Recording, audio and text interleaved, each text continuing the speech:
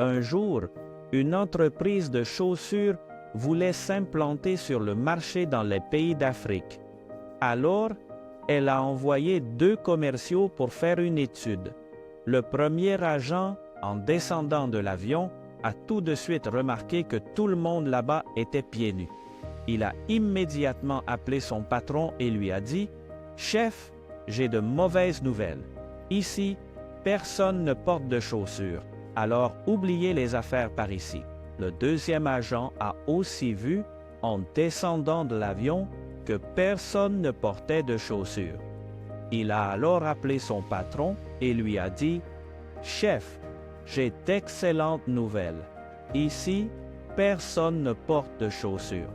Venez vite parce qu'on va devenir millionnaire. » Les espions ont parcouru la terre et ont présenté leur rapport. 10 d'entre eux ont vu la terre de manière négative et pessimiste, et seulement 2, Josué et Caleb, ont vu la terre et ses habitants.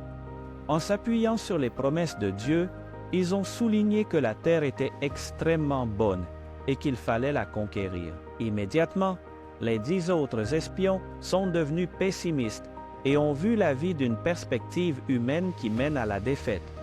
Ils disaient « Ils sont plus grands que nous. Ils vont nous dévorer.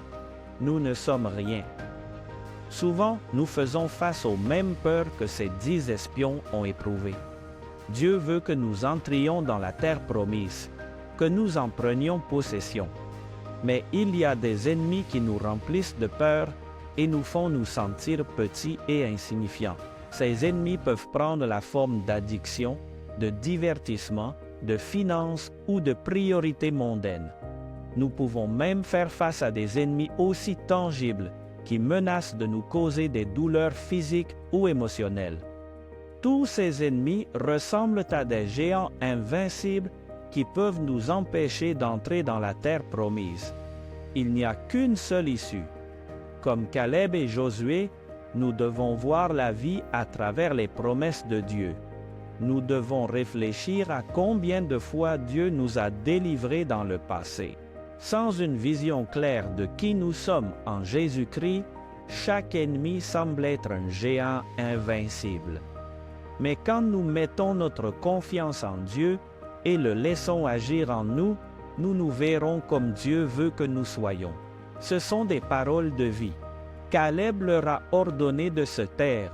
Nous allons conquérir ce territoire. Nous pouvons le faire. Nombre 1330.